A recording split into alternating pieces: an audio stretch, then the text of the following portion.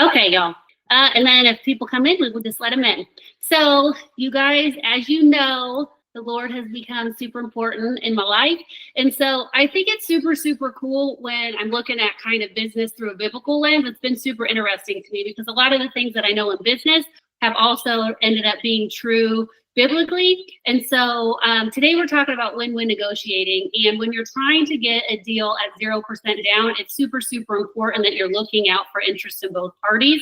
And so if we look in the Bible in Philippians 2:4, it says, let each of you not look only to his own interest, but also to the interests of others. And so I think that's super important. And Darren and I, Miranda has had a lot of success. Russell has had a lot of success in his plumbing business. And I think it's often just because we put other people's interests above our own, right? We're in a kind of a servant mindset. And so I love that that's in the Bible. And then in Romans 12, 17, and 18, it says, do not repay anyone evil for evil. Be careful to do what is right in the eyes of everyone. If it is possible, as far as it depends on you, live at peace with everyone. And so I think this just talks a lot about taking care of other people, even if they aren't, if they aren't feel like they're taking care of us, right? We've all had hard clients. We've all been in hard transactions. I think it's super important that we take care of everybody. So, hey, Brian. And so then we'll look here in Proverbs 11, a false balance is an abomination to the Lord, but a just weight is his delight. So again, I think this really alludes to that fair and honest dealings, which I think is super important. And in Matthew 7:12, it says, so in everything, do to others what you would have them do to you. So, right, this is the golden rule that we all have heard of.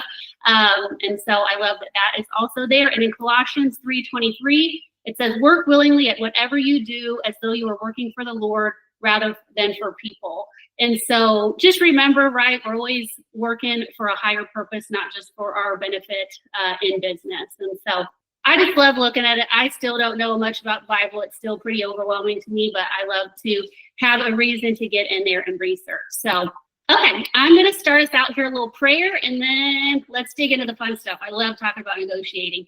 Oh, dear Lord, thank you so much for today. Thank you for all the blessings that everyone on this call has, Lord. We're just so thankful for the basic needs that we have met. So we all have roofs over our heads. We all have food on our table. After my recent trip to Honduras, the fact is that so many people do not have those basic needs met. So I just feel extra thankful today for that, Lord. And I'm super thankful for everyone here on the call today. I'm thankful to be going out to see Russell and Darren's family here in a few days. And even though it is for a funeral, I am thankful that it's going to bring together his family. So we love you, Lord. May you be here with us in this meeting. In your name we pray. Amen. All right.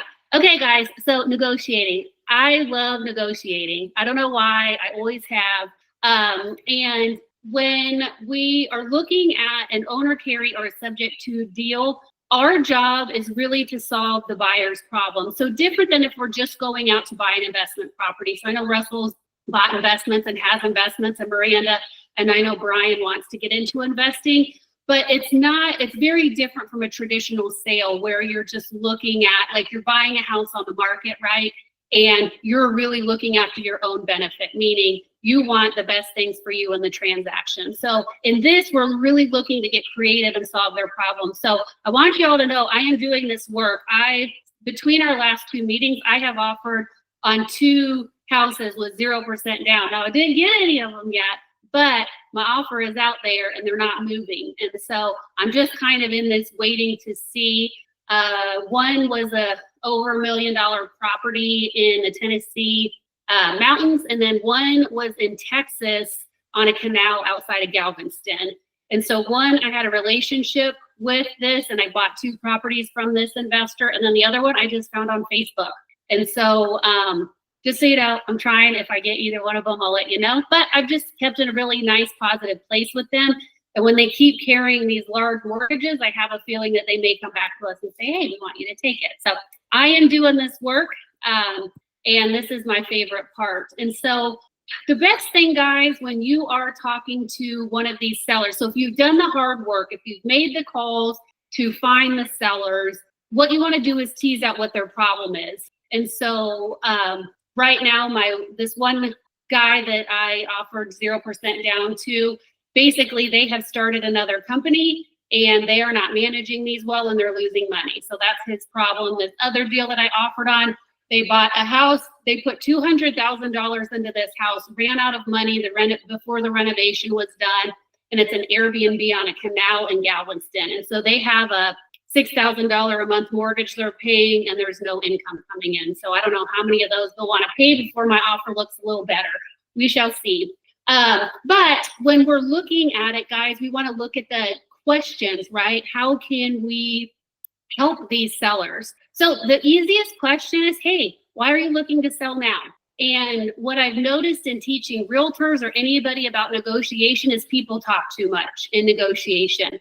So when you ask a very broad question, like, why are you looking to sell now? I really want you to just pause and wait. And if they've answered something like, oh, you know, we're just ready to move and invest in another business venture, just keep pausing. People will fill the air. It's like there's psychology behind that. So pause 2 or 3 times and let them just talk, because you're never going to get the real answer up front. You're never going to get the problem up front. So pause and wait. And then I love this. This is from Ninja Selling. But if you could wave a magic wand, what would the ideal outcome of this look like? And that might, you know, get you into some more emotional needs or what's happening. And so this gal that I was talking to in Galveston, you know, pretty quickly in our conversation, she was almost into tears, right? Because they have this property that she cannot no longer afford to pay. They've actually taken insurance off of the property, which just tells me how much of a need that they're in. And then another good question that would be like, what's the hardest part about owning this property lately? Like, what is not going well? So for one, they're just not taking the time to manage it properly. In short-term rental space, you've got to be on it. You've got to be working on pricing to maximize your investment. And they're not. They're just kind of setting it and forgetting it, and it's not performing away. So you just want to kind of tease out and be quiet and let them know. Try to figure out what's going on, because you can't figure out the solution unless you know the problem. Okay. And so some more questions are, hey, have you already picked out where you're moving next? Are you still figuring out? The 2 that I offered on are both investment properties, so that wasn't necessarily appropriate then. But I did find, did anybody check out for sale by owners in their area between this call and the last call by any chance? For sale by owners? No? Okay, so I did, and there's a couple right now offering owner financing by where I live. Now they want like 50% down, which I don't want to pay, but I'm going to make those calls when we get back just to see like, hey, why is this 50% important to you? And then generally there's something making it feel stressful or overwhelming. So just ask them like, hey, what's stressing you out about this property? Again, you're just trying to figure out the issue so you can figure out the solution, because everybody at the beginning is going to tell you that things are going okay or it's hunky-dory, but they wouldn't be in this situation if there wasn't a problem. And then you also need to figure out, guys, you got to figure out the numbers. Like, do you need money from this sale for something else? So these guys that I offered 0% down to, they bought a huge portfolio in 2022 in short-term rentals. And in 2022 was the absolute height, right? So they bought it at the absolute height. They bought 20 properties. We've bought 2 so far, trying to get my 3rd.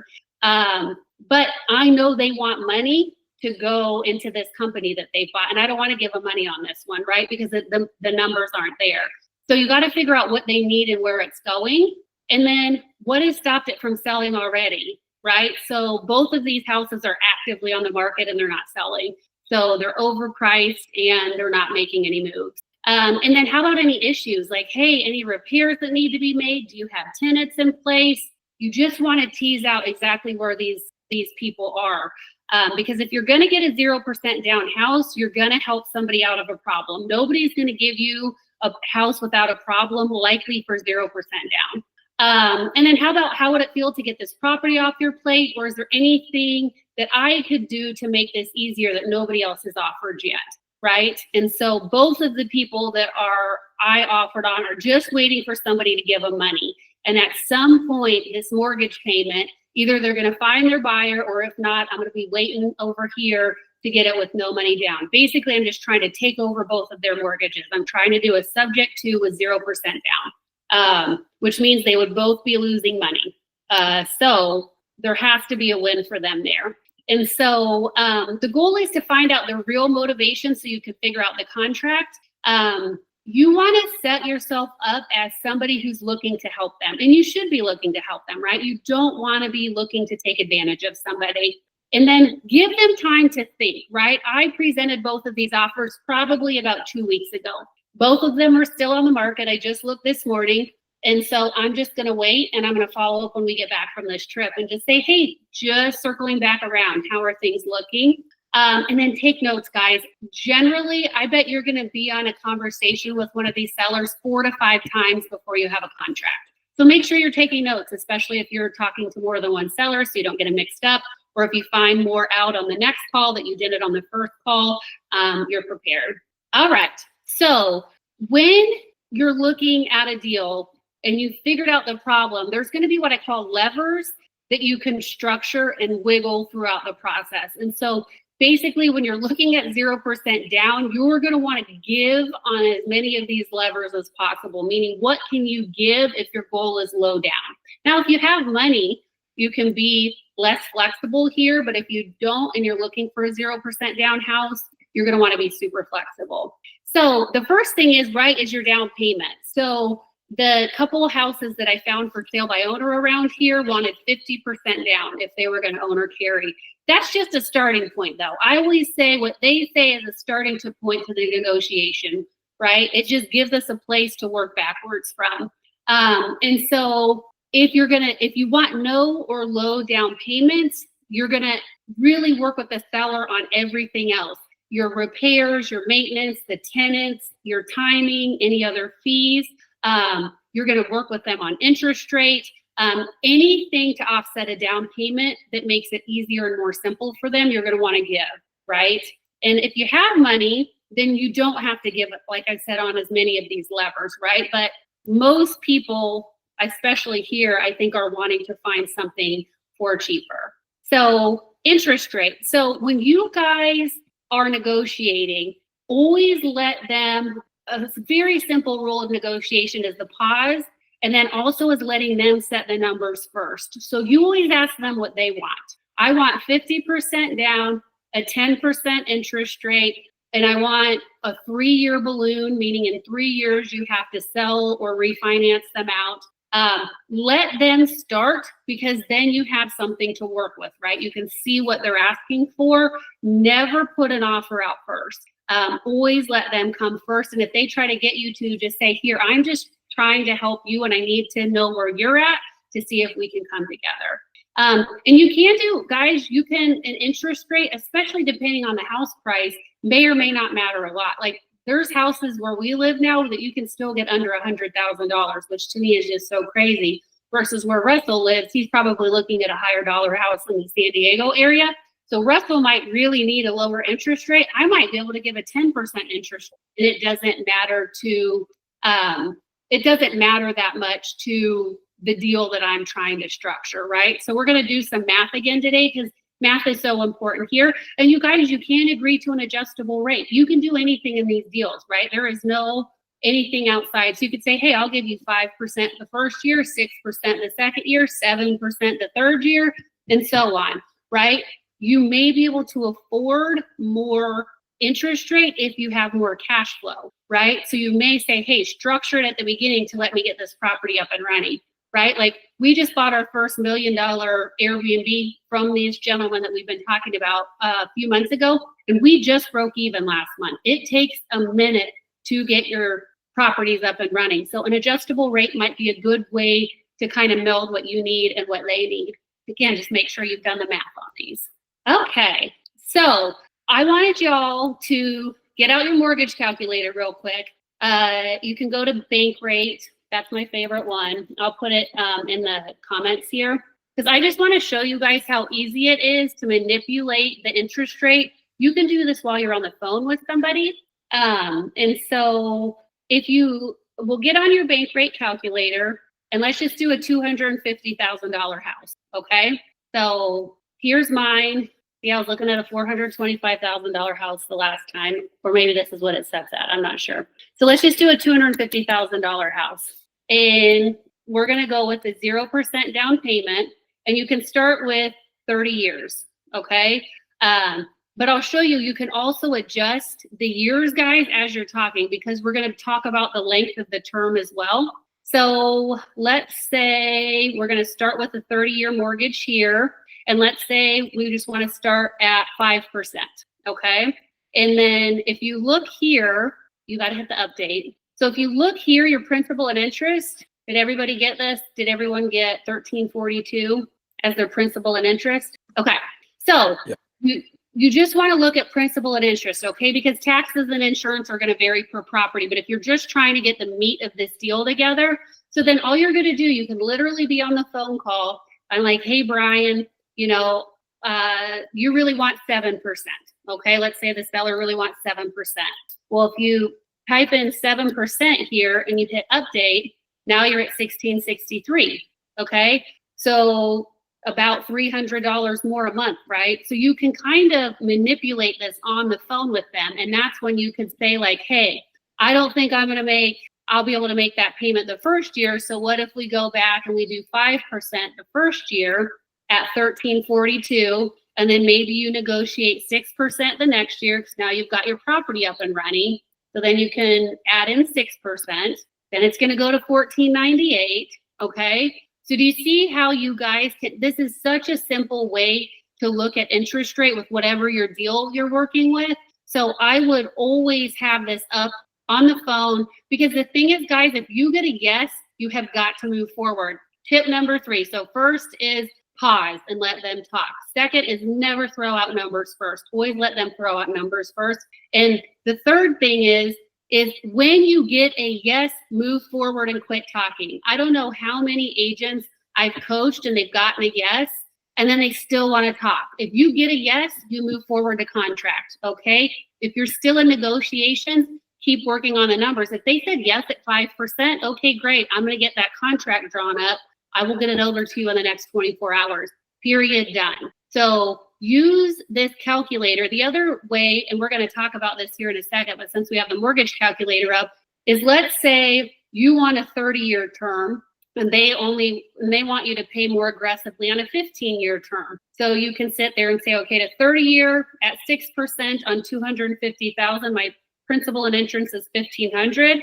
I'm going to change my loan term to 15 years and update that, and then it's 2,100. So it would be $600 more a month.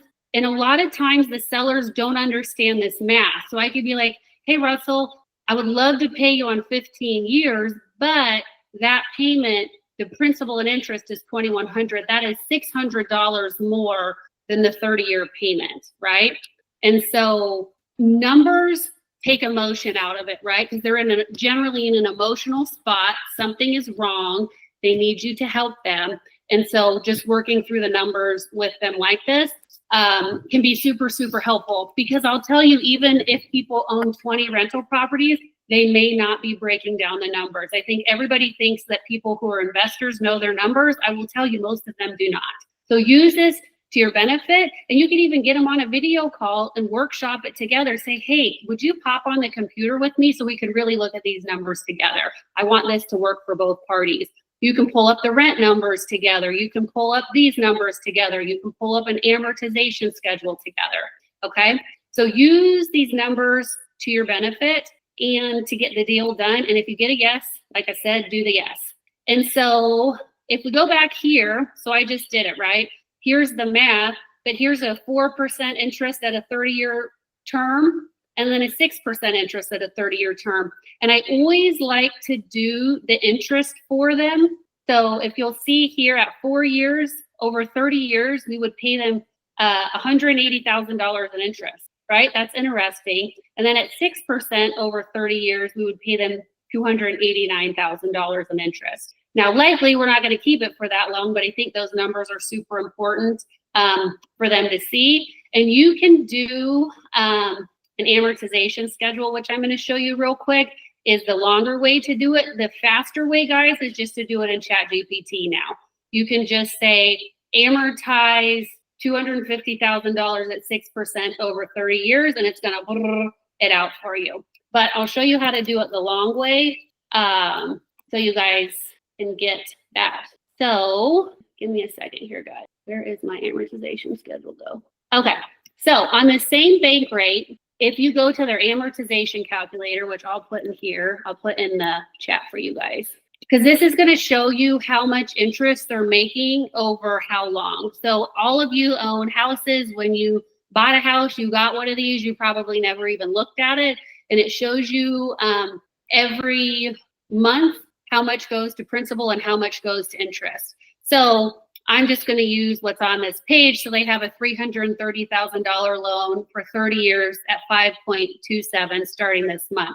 So if you just click here on schedule, it's going to show you each payment, how much is going down. Okay. And so all the way to get down to zero. And then it tells you how much interest you've paid. So if you go to the bottom here, over the life of this loan, you've paid $323,000 of interest. Okay. So you can also break this up on here if you want to work through this with your investor, okay? If you need easy, quick math while you're on the phone and they're not on the computer with you, just get ChatGPT involved. So any questions there on how to get an amortization schedule to show how much interest is paid versus changing interest rate here? Because these are like super, super important skills to be able to do. Fairly simple, but I just want to make sure everybody gets it. Everybody good? Okay. All right. So this way you can show them the benefit, and this would be on an owner carry situation, right? This is if they're carrying the note, not if it's a subject to, because then you're paying the interest to the bank. Okay. So here's just a quick script. I tried to give you simple scripts for you guys to use.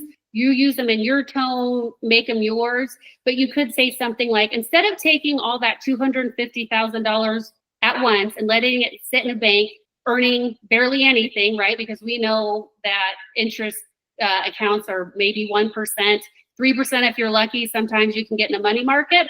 But what if you could be the bank? At just 4% interest, you'd earn an extra $180,000 over the time of this loan. At 6%, that number jumps to nearly $290,000, all by collecting monthly payments. This could create consistent income with you without the landlord headaches. So just an idea of just some verbiage, guys, that you can use with these sellers. Make it your own. But I just want to start getting these ideas in your head. And we just went over this a little bit, guys. So this is that amortization schedule, right? So this is going to show them the 15-year loan versus the 30-year loan, right? A 15-year loan is going to have a higher monthly payment. It pays off faster and less interest versus the 30-year loan would be your lower monthly payment. You pay it off slower and they earn more interest. So we want, as buyers, we want a 30-year loan because we want lower payments generally so we can cash flow. They might want a quicker schedule so it pays off quicker. We bought 4 houses once in Kansas City. We did a 10% down owner carry, and we had it on a 15-year note because he would not do a 30-year. So those properties were closer to break even because we were on a 15-year payment. And we have a couple of our investment loans on a 15-year just because we wanted to get them paid off more quickly. So again, here's the math, here's the interest earned. So if you don't feel comfortable doing this math quickly over the phone, you will get comfortable with this as you start paying with it, but you could send it up in a follow-up email. Say, hey, I appreciate your time today. Let me run some numbers for you and get them into an email. So if you don't feel comfortable doing it on the phone, you can always do this out later and send them over a nice table kind of showing them the benefit to them. And I would absolutely attach an actual amortization schedule for them. So I don't know if you saw in there, but you can export it as a CSV. You could just attach that to the bottom so they can see the math for themselves. Okay, so any questions? Those are the biggest levers. So your interest rate, your length of the loan are kind of the biggest motivators on what your payment is going to look like, other than down payment, but we're talking about low to no down payment. Generally, if they're on the open market, they're trying to sell in a traditional way. Now, I'll tell you, both of the people that I did talk to these last couple weeks ago, both are actively on the market, but they're so desperate, they are self-marketing. So I found this lady with this Galveston property because she was self-marketing her property on like short-term rental pages. Right? So I got connected. She has an agent, but I'm not talking to the agent. I'm talking to her. And then these other guys, their houses are on the market too, but I have a past relationship with them. So I think we talked about it last meeting. I'm going to super encourage you guys to start getting involved in your investor community. Like the house we're buying today for a flip, we got just because we're in community with this lady. And so that's the only reason that we're getting this house. It is not listed anywhere. We have a relationship with her, so we are getting a flip. And so the more relationships you can make with people, one of our 0% down houses that we have sold years ago now was just because a buddy was sick of managing like a D-class property in Kansas City, which I get. It was a huge pain. But he's like, hey, I don't want this house anymore. And so he literally just gave it to us. 0% down. I mean, obviously he put a lien against the house and he owner carried it to us and whatever, but literally like in 3 days he didn't own the house and we didn't. It was all because of relationship. So get involved. You all have to have investor meetings in your area. Just start bumping elbows with people and see what you can't get. Good question though. And I don't know if you were on yet, but I would definitely look at for sale by owners. A lot. I don't know why for sale by owners, you guys are just I'm like, can I say it's just a crotchety group of people? And a lot of them don't see any value in realtors. And a lot of them own their houses in cash and are done being landlords. And they're on there. Like I said, there was two a few days ago when I looked here in Anderson that want 50% down, but that's where we'll start the discussion and see if we can't get a deal that will work. So any other questions? Okay, we'll keep going. So, because there's other levers too, guys, that will just matter. So you're always I've never had a deal structured like this that does not, well, I guess I have one that doesn't have a balloon, that has a balloon payment. So a balloon, the terms that you're going to hear is you're going to hear, you're going to have 7% interest on a 30-year note. So that is the term of your loan with a 5-year balloon. So that would be this fee, this interest, this note with this balloon. And so a balloon is when the full amount is due, and what you do to like successfully have your balloon complete is you sell or you refinance. Okay. So I found, and Russell, I'll have to see if he's in California, but honestly, I don't know if you'll invest in California. I'm not sure if that is the market for you. But I found a lender. He's a hard money lender, but his sister company does cash out refinances on investment properties. Y'all, I have been looking for this human forever. So basically, let's say you could get a house with 0% down and then you had a 5-year balloon, meaning in 5 years you had to sell or refinance yourself out.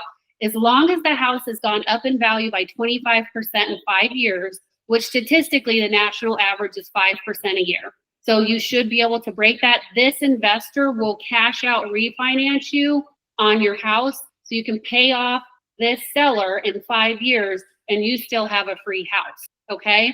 So what Darren and I are going to do is, our goal is, because we're helping these men in recovery, right?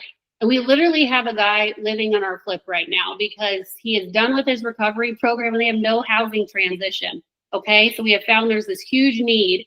So it's like our guy is basically homeless and he's trying to get an apartment. And anyway, so he is living in our flip that we're about to sell. So I guess he's going to have to move into this flip that we're buying today.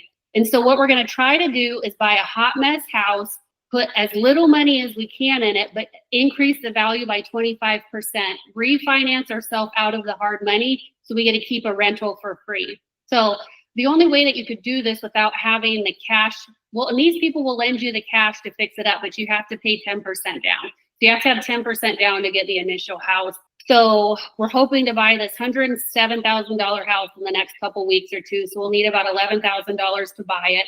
They'll fund our rehab.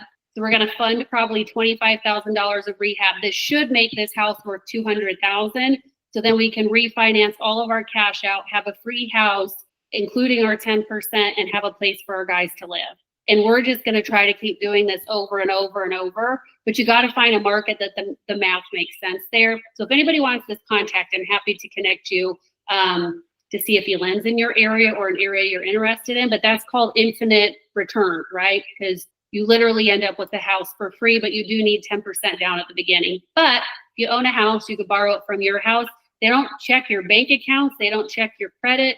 They don't do any of that. As long as you have the cash to close, you're good. And I think their cash out refinances are at about the 8%, which is super competitive for interest rates on investment property. So anyways, we just found these people. We're closing on our first house with them today. So balloon payment, I'm just saying, I have found a person who will cash out, refinance you out of a investment property, because it's really hard to find somebody that will do that. Generally, they do not want to do a cash out refinance on an investment property, like, ever. And so I'm super excited for that. So any questions on a balloon? And if you're talking to an investor, you got to learn to speak, right? I'm going to offer you a $250,000 at 7% on a 30-year term with a 5-year balloon, right? That's what it would sound like. And so just make sure you're able to speak the lingo. So balloon payment, you got to be out. They got to be paid in full. Okay. Closing date, right? Be flexible. Who cares? Close whenever. It shouldn't matter to you that much, right? And then payment start date. That's another thing that you can, if you are buying like such a hot mess that you got to get in there for 30, 60, or 90 days to even get this house rentable, say, hey, I'm going to give you $250 at 6% on a 30-year note with a 5-year balloon, but I need payments to start in 90 days because I got to get in there and fix it up, right? And you can also negotiate in repair money. They could pay you at closing, right? You could say, hey, I need you to pay me $10,000 to get this house put back together. So just know their payment start date. This gal that I offered 0% down, I said, I will make your next payment regardless if we're closed or not, is what I told her, because she's in such a dire space. Like, I don't even know how she's making this mortgage payment this month based on the chat that I had with her. So just say that. If you can, just say, hey, I will make this next payment for you, get them out of missing a mortgage payment or late on their credit. So any questions on these 3 levers? Okay, now there is a lot of, so all of those levers before are kind of in the price related area, right? There are tons of non-price related ways to negotiate a deal that likely are a big part of the issue or the problem, right? So we're talking repairs. What are they doing with their junk? What about their tenant? Do they need collateral? What about pets? So if you guys, Pace Morby, I think I put him in the chat before. You should follow him if you're interested in this. He's huge in the subject to world. I think he has a $450 million real estate portfolio. He's done them all subject to or owner carry. His first deal that he ever bought, he calls it like the pink bunnies or something. Some lady had a dog-sized bunny. I don't know what kind of bunny this is, but some huge special bunny. And he offered to help her rehome her bunny, and that's how he got the deal. So you guys have to switch your mindset from money is the answer to solving their problem is the answer, because it might not be money at all. There might be some other problem that they need help with that has nothing to do with more money for the house or more interest or more payment. Okay, so really want you guys to wrap your head around that. Okay, so repairs and junk is probably going to be your next biggest category. So this house that we're hopefully buying here in a couple weeks, this $107,000 house, we have an open contract out on it. This is on the market, but it's in probate. So a husband and wife got divorced, and this house is stuck in the mess of whatever happens in a divorce, right? And so if it gets out of probate and they agree to it, we will get it. But this house is full of stuff. It is full of stuff. And we have said, we will take all of this stuff. We will deal with all of this stuff. And actually, Darren and Russell's dad, they sold their house to like a flipper because they didn't want to deal with the stuff, right? Because they're older, they didn't want to deal with the mess.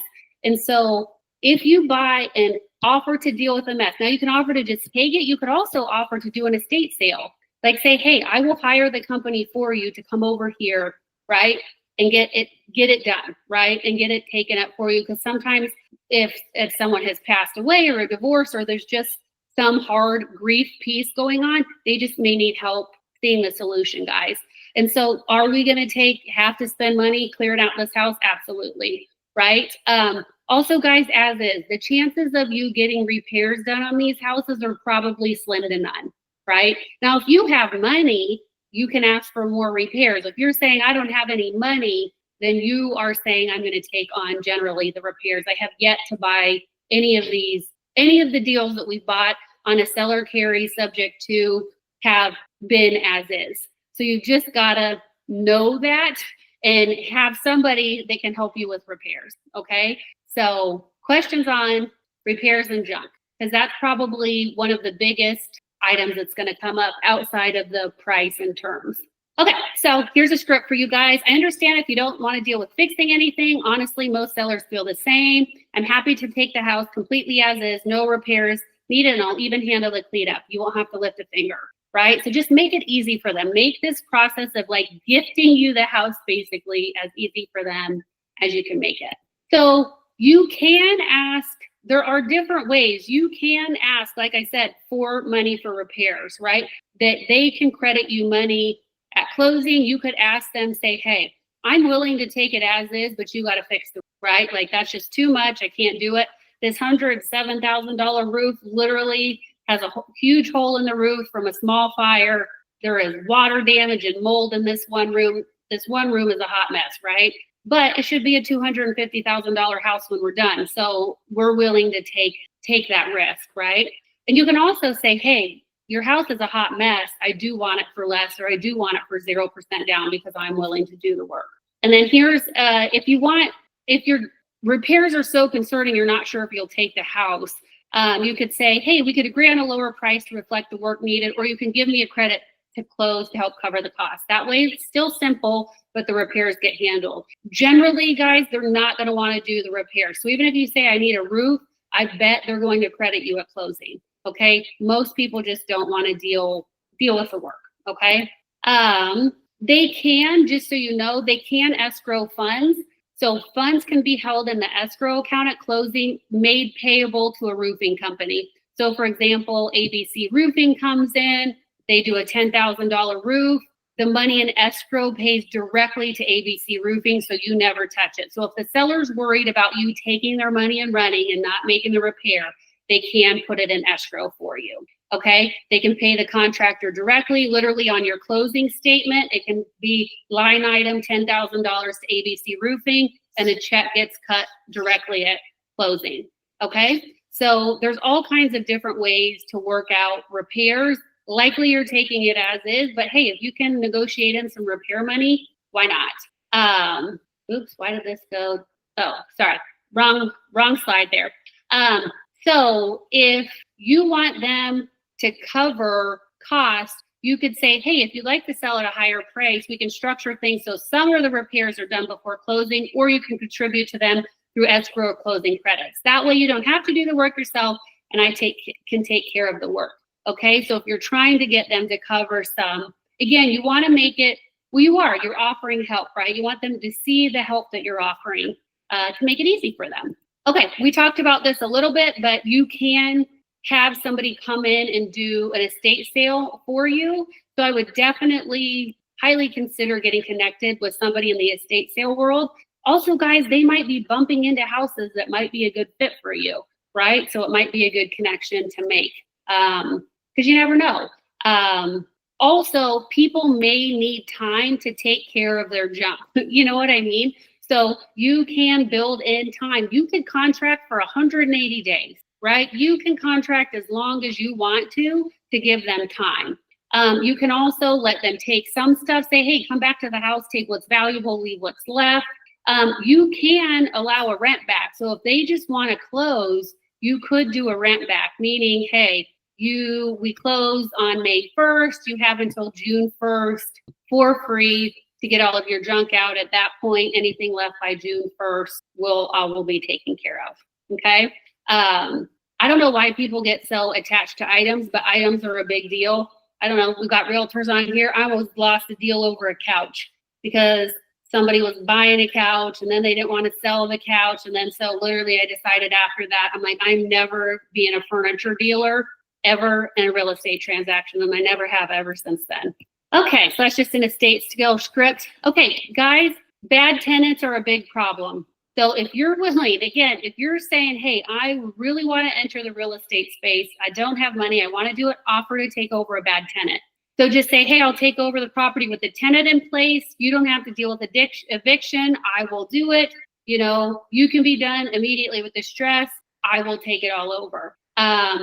and you have to be willing to do it, right? We have definitely taken over crummy tenants. We have never had to actually evict somebody. Have you guys heard of cash for keys? Okay, basically what that is if you have a crappy tenant, you say, hey, I'll give you $1,000 if you're out by tomorrow, or whatever the amount is that is agreed upon, and then they turn over the property to you. That's way easier than an eviction. So just remind them, I will take it as is. I will take the bad tenant. I will get them out. Or you can negotiate that, hey, I'll take the house as soon as the tenant's out, right? So that would be the other extreme. You can always start there. Always start with, I want you to get out the tenant. I want you to do a roof or whatever, right? So you can work yourself backwards into a middle ground. That's why you don't start with, I'll buy it as is, at this price, at this whatever, because then you've given away all your bargaining chips right up front. And you might not have anywhere to go from there. And everybody wants to feel, another negotiations tip, everybody wants to feel like both parties have given. Nobody wants to feel like they're the ones that have only given. So like an inspection repairs on a contract, I always have clients ask for a couple extra things than when they actually want repaired. They really want the roof. I'm also going to ask for radon, and I'm also going to ask for the dryer vent or whatever, and say, okay, we'll get rid of the radon and the dryer vent if you'll do the roof, because everybody wants to feel like there's a little bit of a give. Okay. So that's why you don't start with what you'll do at the beginning. There's the cash for the keys. It works, definitely works.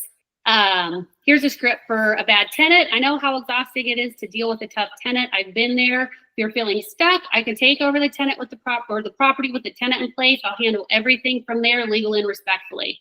That means you don't need to go to court, fix anything, wait for another month of rent that may never come. We'll close quickly. You walk away with stress and cash and peace of mind. Would that be helpful for you to move on? Okay. If they're feeling overwhelmed, that's where you want to get them. Okay. And packing and moving.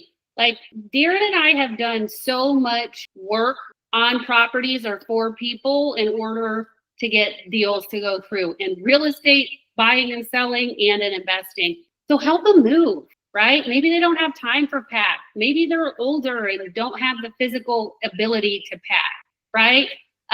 Maybe they're just overwhelmed. Maybe Darren and I have definitely bought a hoarder house, right? Maybe they just have no idea where to start. Just offer help. Hey, could I come by with 3 of my friends? I'll bring boxes and tape and I'll get you started, right? Like, again, their answer may not be in something that is of a big financial burden. Right? So here's some things that you could offer. You could pay for their U-Haul. You could pay to send a packing service over. We'll drop off supplies. You take what you want. We'll handle the rest. I'll rent you a storage unit. We can have a flexible closing. I'll hire a team to load or to clean or whatever, right? And so a lot of these things may cost you hundreds of dollars, but it's not a 20% down payment, right? It still is super financially beneficial for you. Here's a script for packing and moving. So I know one of the hardest parts of selling a home isn't the sale. It's about packing and moving and everything in between. If you feel like that's too much right now, I want to make this easier. I'll help with moving expenses, hire a packing crew, or cover the cost of a moving truck. What's most helpful for you? You don't have to do this by yourself. Let's create a plan that helps remove your stress, right? So just always remind them to reduce the stress, right? You're looking for a solution. And here's that pet rehoming, guys. This is a serious thing. People love their pets. I never thought I was a pet person. Now we have this little dog, Captain. Love this little dog. I love him so much. It's so silly, but I do. And so maybe they're going somewhere and they can't take their pet, or this HOA isn't allowing their pets, or maybe your tenant issue is really the tenant and their animal, right? So how can you help them rehome a pet, right? Again, this might be the solution that's needed for them to feel like you care. So you can literally help rehome, find a local rescue. Your goal is just to get them to where they feel like all of their issues with moving this property you're going to take care of, right? You could help find a foster or an adopt. Just help them, guys. If you can help them, it's a win-win for you. And here's just a script for rehoming. I want to get to some of our kind of ideas here so we can if we came across the seller, we've got some stuff to workshop through here in a little bit. So another thing, guys, that you may find, so we bought a hoarder home once, and we had some city violations for like overgrown lawns and stuff. So again, guys, you can just say, hey, I got it. I'll take care of it, right? I'll take care of the fee, and I'll make sure that the work is done. Now, if it's like an unpermitted addition, you could come into that, right? Are you willing to take that and go through the permitting process? You kind of have to decide what you're willing to do, right? So this house that we're buying today, it is a new construction house. This gal scraped a house. So we have, it's all drywall, but that's it. So we've got no trim, no doors. It's got electrical and plumbing and a roof and a structure, right? It needs siding. So we have basically bought a half-done house, and that's what we're buying today. So we will need to get the certificate of occupancy at the end, but she's gotten the permits up to today. So we're willing to learn. We've never done this. It's going to be new for us, but kind of exciting, okay? So we're willing to do that for this house, right? So you just kind of got to decide where you're at. So here's just solutions for code issues. Another thing that we can do is a housing deposit or cash to start over. So you don't have 20% down, but maybe you can offer them $2,500 so they have first month's rent somewhere, or they can get their moving truck. Or again, there could be problems that you don't see. So just try to help them. Never start with money, right? But if you need to put money in the kitty to get a house, we definitely have done that. So you could do their housing deposit. You can close quickly so they can get out of their next payment. You could help them find their next property or get in touch with a property manager, right? Like, think of how you can help these people, even if they have no equity. So let's say they're facing foreclosure or they're about to get late on their payments. What can you do? Can you step in and get that next payment to just relieve them? So here's just a script. So if they're needing help moving on, sometimes selling isn't the biggest hurdle. It's figuring out where you're going to go next and how to afford it. And I want to make that as smooth as possible. And that includes help with a security deposit or first month rent, or what else can I do to help you get a clean start? So we can build that into the agreement. So when they close, we walk away with peace and a plan and the support you need. Would that make you feel more comfortable? It's always good to ask them questions, guys, to get a gauge on where they're at. Would this be helpful to you or not? Because maybe that's not what is helpful for them. And guys, if you're not doing a down payment, you may need to put collateral in the game. We talked about this a little last month. So they're open. They're like, hey, Brian, I'm open to being your seller, but I want you to have skin in the game, right? And if you don't have liquid capital, so you don't have cash, what can you do? Okay. So you could offer them to have a lien on your house. You could put them in as a second place lien. You could give them a vehicle title. You could escrow back funds from an upcoming flip or a refinance, or if there's going to be money coming in, you can put that in. You can be a personal guarantor. So you can also do what's called an assignment of rents clause. So if you default, the seller has a right to receive that rental income directly. So that's a good way to protect them. So if you're on an owner carry and you're not making the payments, but a tenant is in place, then that's going to allow them to then directly receive the rents from the tenant. So basically at that point, you forfeited, right, on the house. I think I told you, we gave back a property. So we have defaulted on an owner carry that we did in Kansas City. We bought a property in a C/D class neighborhood, and we knew that, and we went to see it before we bought it. And basically one of the tenants had a fire in her range, and the water system came on, the sprinkler system came on, and it flooded the entire main floor of this it was I think 5 or 6 units, 2-story house, so much so that the support system in the ground sunk into the earth, and it made the house be like this, right? And so the fire marshal came and would not allow anybody back in the house because the structure was literally tilted now. The amount required to repair this house was so significant, we defaulted and gave it back to the owner. And so we have done it, and it stinks, but we had no way to fix this. And so he got back a house with a hot mess. So it can happen, right? So if that did happen, you could assign the rents to them so that they can get them. Okay, so you could do what's called a rent bump. So this would be kind of like in terms of that, like waiting for your payment to start. So if it's under rented or vacant or needs rehab and you're expecting your cash flow to improve, you could create basically a wrap loan that starts at a certain spot but increases as you go. So let's say right now the rents are 0 or they're way under market rent, so you can't afford as much. You can do what's called a rent bump. Okay. So how that's going to work is you could say, okay, I'm going to pay you, we're going to figure out the structure, and it's going to be $800 for the first 12 months, then $1,200 starting month 13. Okay. Or maybe you do $800 for the first year, $1,000 for the second year, $1,200 for the third year. This could be called a rent bump. You could also structure it with your interest rate. So you could also tier it to performance for the property. So once the property reaches a certain amount per month, then your payment bumps up. And so just make sure that increases are super clear and in writing so everybody is on the same page. So you could say, instead of me giving you a big down payment now, I'll pay you more later once the cash flow is coming in and the property has stabilized. So that will kind of work. So if they're trying to get more of a rent than you can pay, you can say, hey, we can end up there once I am there. Okay. Just make sure it's really well documented how this is going to go, because if not, you don't want to create distrust in the relationship. Okay. So here's like, I'm just going to pop through these quick just to get your wheels turning, but even more advanced ideas, you could swap or trade for another asset. So you could say, hey, I'll give you this car, this piece of land, this service, or something in exchange for this property. You could do what I offered. Did I offer this yet, or was I thinking about offering it? I can't remember.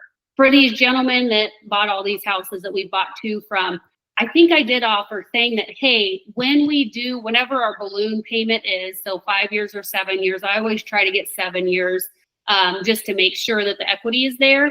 But at that point, I'm going to give you a percentage of the equity. So let's say you buy it at $500,000 and in 5 years it's worth $600,000. I'm going to give you 10%, 20% of that equity. So on the balloon payment, I'm going to give you an extra 10 or 20,000 or 50,000 or however many $1,000s. So like these guys are saying that, hey, they bought this property at 1.6. We're trying to take it over, I think, at 1.2. So if they're saying, oh, the market's going to go back up, then say, okay, if it does go back up, you can get a portion of that. So again, that's a win-win, because then if you've got equity, they can get equity too. You can say, hey, I'm going to do the work. I'll flip it. Do you want to split the proceeds? Right? So you can have them put you on title, however you want to do it. You do the work, and then however you want to split it at the end. We talked about that profit on a future sale. You could do your down payment and installments too. So let's say they really want money. Say, okay, how about I do $1,000 a month in a down payment or something? So you can do down payment installments. Remember, the goal is for little to no down payment, you give on as many levers as possible. You want to make it work for your seller as much as you can. Oops, sorry, I always got to go to the screen. Okay, so I kind of wanted us to workshop a couple things if y'all have energy for this, just to see kind of what you guys would think you would do in these situations. So we'll start with Linda. So she is relocating. She's 55 years old. She has 3 rentals. She's moving to Florida. She's tired of managing rentals, and she wants an easy exit. She is done with the landlord life. So what she owns is she owns 3 houses, each worth $120,000. She's getting $1,000 of rent per house, no mortgages, they're all paid off. Okay.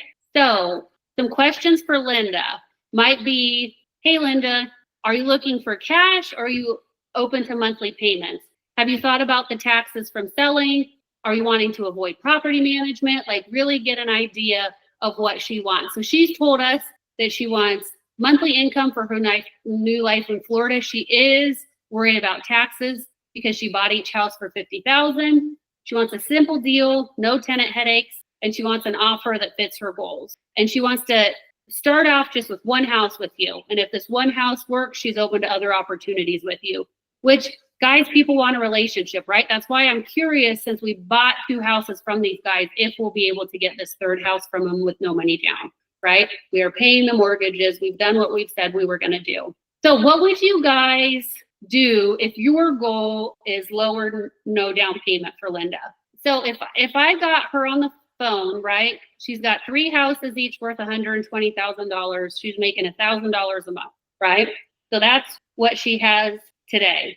Okay. But she only wants to start with 1 house with you to see if it's going to work. But she wants monthly cash.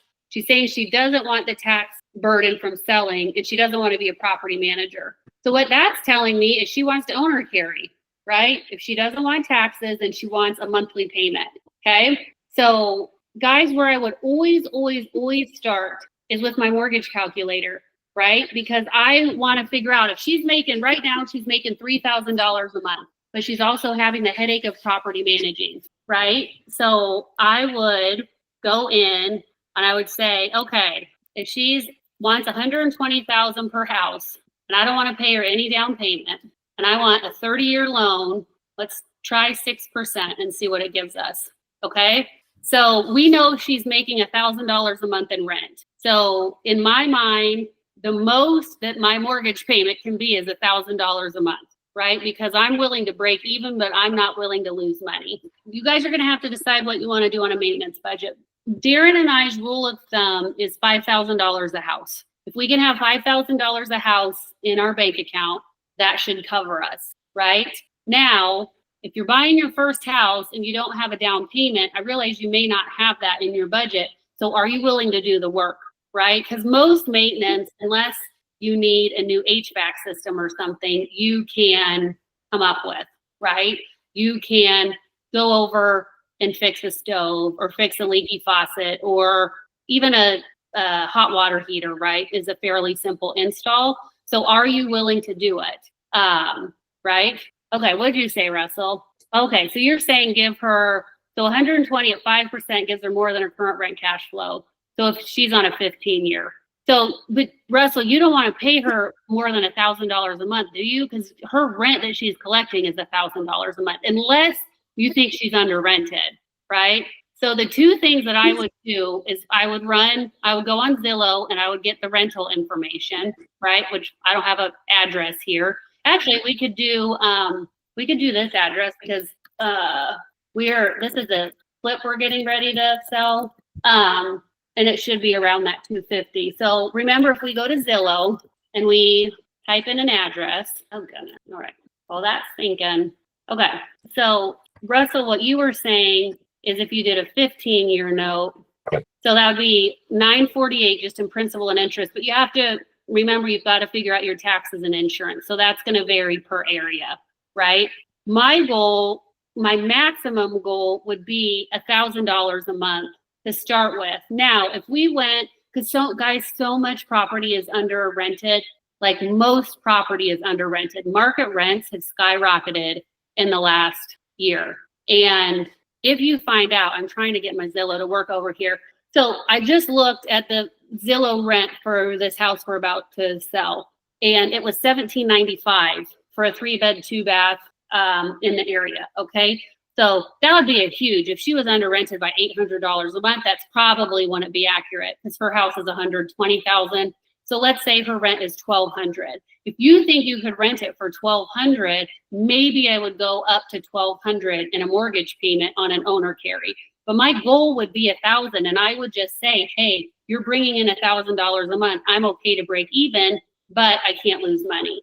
And so I would think if we could get her to owner carry, let's say on a 30-year note, because at 5%, so let's say it's at 7%. Let's say she wants more money than that, and it's $800. Depending on the area, taxes and insurance of $200 would be reasonable. And so my goal would be to get her on a 30-year term at $120,000. I'll pay you the full price for the house, right? And I'll give you 7% interest, right? And then from here, where would you go to show her how much interest she's going to make? You guys remember? So you could even just send her a screenshot of this page, right? You got to think about you're earning equity. Likely your home's appreciating. You're going to depreciate it on your taxes. Your rent should go up. right? There's a ton. I would take 20 houses making no money all day, every day, because there's so much tax benefit. So like Darren and I were just able to sell 2 houses and buy 4 because we had equity, right? We had held on to the houses. The houses had gone up in value. I haven't talked about this yet, but there's, you can do what's called a cost segregation. It is in the Senate right now if they're gonna, and I don't know if anybody's heard if this is passed. I hadn't as of yet, but where they're gonna allow you 100% depreciation, which means over the life of a loan on an investment property, you can depreciate it over 27 and a half years. So every year you're gonna depreciate it, whatever that math is. A cost segregation study, you pay somebody to come out and they do a study and you can take the full depreciation in year 1 on your taxes. So if you could buy a house once a year and do a cost segregation study and fully depreciate your house, everybody on this call is self-employed. It's gonna significantly reduce your active tax liability. So there's tons of benefits to owning houses that are outside of, it's going to be hard in this market with 0% down to find a house that's going to cash flow unless it's in a really hard area, right? So like where I live in Anderson, there's some rough neighborhoods. You could buy a house for $60,000 and rent it for $800,000. I am not interested in buying those houses. I bought them in Kansas City. You have cages over your ACs. You have tenant turnovers. I had a tenant literally take the cabinets out of a house when they left. They took everything. And so can you cash flow? Yes. And can you cash flow a lot of places with 20% down? Absolutely. But if you're looking at it, it's Robert Kiyosaki would call it an infinite return. If you get an asset for no money, that is an infinite return, right? And so, so yes. And you could always try to get it so you do cash flow. You could try to get it to where, I don't know where my math went. You know, if you got it at 5%, like Russell said, but if you got it over a 30-year, oh, sorry, I'm on the wrong page. Oh, here it is. So if you got it at 5% instead of 7%, you'd probably cash flow. Probably 644, right? So if you could get it at 5%, you could probably cash, right? It just depends. Like I said, I would always start with trying to cash flow, but where I would end up at the most that I would end up here is a break-even property, right? I'm still hungry and willing to do the work. There will be a stage at when maybe I decide I want to owner carry to someone because I don't want to deal with it anymore. Just like, well, I shouldn't say we never do projects around our house. We don't do near as many projects around our house as we used to, right? Like we used to redo every house that we lived in top to bottom, and now we're kind of tired, right? Russell just bought his house. He got to do all the stuff to it, right? Like it's a beautiful home, but if he wants to do it, it's going to need to get fixed up. So we're in a different, well, let's do one more together if y'all have time, because this is a subject 2 one, so it's going to be different, right? Owner carry and subject 2s are going to look totally different. So I think it's helpful to workshop together, just so if you get lucky enough and you get on a call with one of these people, that you can know enough to find a solution, okay? So this is a subject 2. So overwhelmed Olivia, the gal in Galveston that I've been talking to fits into this category, sort of. So let's say she just finalized a divorce. She's moving. She stopped paying her mortgage 2 months ago and is behind. She's embarrassed, overwhelmed, and doesn't want to list the home or deal with repairs, okay? So this is her situation, and she cannot afford to catch up on her loan. She doesn't have money for repairs. She needs to leave fast, and she's worried about her credit and foreclosure, okay? So her after repair value, so if you fix it up a little, is $240. Her asking price is $225. She owes $210. Her current rate is 3.75, so that makes her principal and interest $1140 a month. She's behind $2280, and the rent potential on this house is $1,800 a month, okay? And it needs paint and appliances to be rent ready, okay?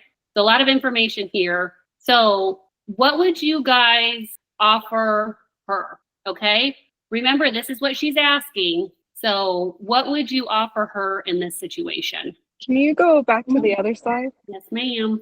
Seriously, I got to get this loom dot out of my way. I do not know how to do this. Sorry, guys. Let me see if I can shrink this. Y'all, I got to figure out. Okay, guys, it keeps trying.